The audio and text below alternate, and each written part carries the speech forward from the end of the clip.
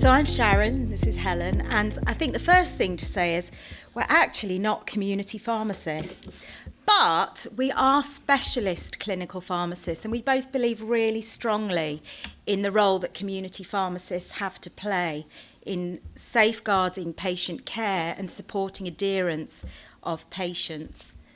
We often hear how general practice sees huge volumes of patients, but similarly so do pharmacists. So every day there are 1.6 million visits to pharmacy in the UK, and the average adult visits pharmacy 16 times a year.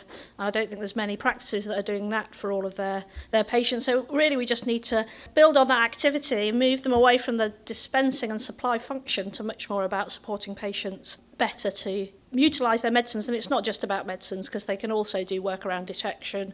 Many are involved in NHS health check delivery, for example. But we are going to focus a bit on medicines today, and Sharon's going to talk a bit about this.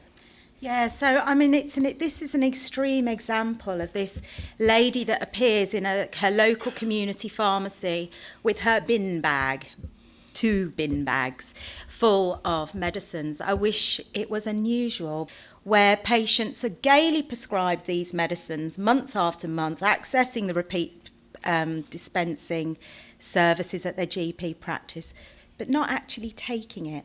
And when we look at, the things that NICE have said around medicines adherence, and we look at all the information from NHSE on wastage, we're talking about £200 to £300 million a year of wasted medicines, which, the health economy simply can't afford it.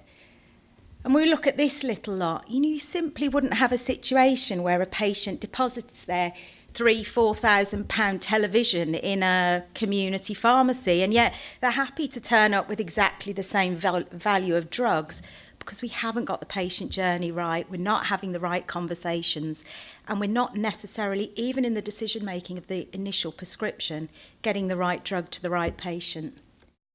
So the new medicine service is a funded service, funded by NHS England in the core contract for pharmacists, and they should be engaging patients in this process of encouraging adherence. The problem is then one of the pathways is referral. So if they're not getting referrals in, particularly from hospital but also from primary care, the patient isn't necessarily engaging in this process of adherence support, and there is an evidence base for this.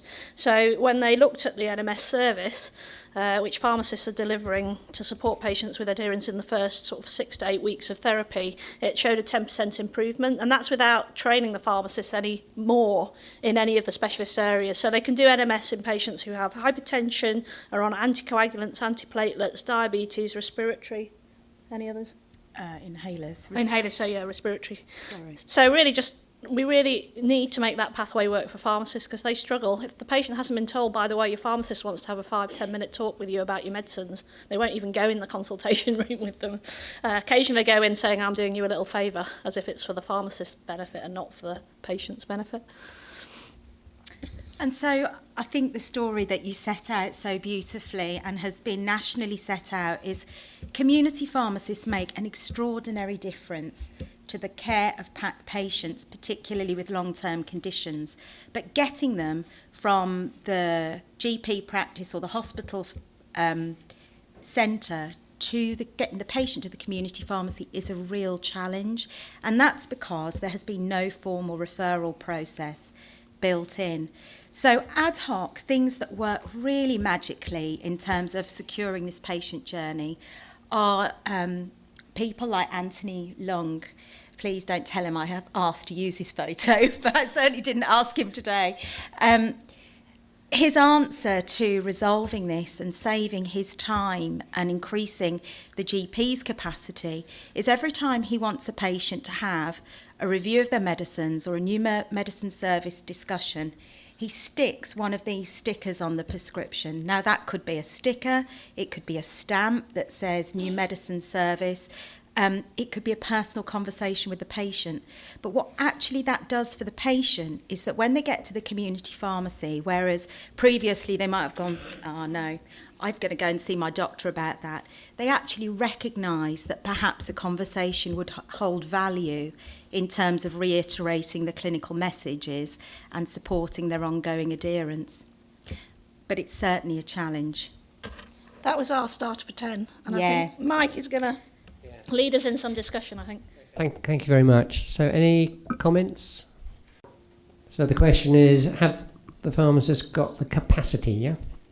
Pharmacists have had a big hammering in cuts at the moment, and they are losing income from dispensing. So actually they need this work. They have a core contract, they get paid for the activity, and therefore they need to make sure that they can deliver that activity. And many of these places now have technicians and pharmacy assistants who can do some of those jobs that don't require clinical input, but clearly this sort of discussion around adherence is a really core clinical role that they need to take on. So they are looking for work because their income is dropping, and they have this on a plate really, but they just need to get the patients through to be able to deliver it. And are they looking at de-prescribing? Because I think a lot of those drugs that were in that bag probably weren't necessary, were they? Do you want to? So I think in terms of de-prescribing, it's very much part of the agenda when it comes, not necessarily, maybe sometimes with new medicine service reviews, which focus very much more on the new agent, but annual medicines use reviews where the whole collection of drugs are looked through, assessed, and then comments, requirements, changes are then fed back to the GP for adjustment. Could the pharmacists give us those stickers? Because if all the pharmacists who are interested in doing this gave all the practices stickers saying, come for a medicines review, and stick it on the repeat prescription, I think it's a brilliant idea. Yeah, there's something really powerful in that, whether it's, GPs taking it on themselves and coming up with something that works with their local pharmacy. I work in Wessex, and a lot of our work is focused around encouraging the pharmacists to go and build the relationships with their local practices, or vice versa, so they get a system in place that works for them. And as an example, we had one local GP practice where they always sent their patients to the local pharmacy, and the pharmacy said, we can't deal with this, we can't deal with people coming in ad hoc all the time, we simply don't have the capacity. So they agreed that on a Friday, all patients seen in the GP practice would be advised to go to the community pharmacist on a Friday, and on Friday they'd increase their staffing. And actually for the majority of patients that worked really well in that surgery, but it requires that local engagement and discussion to come up with something that works. Thank you very, very much for stepping in to make the presentation. Thank you.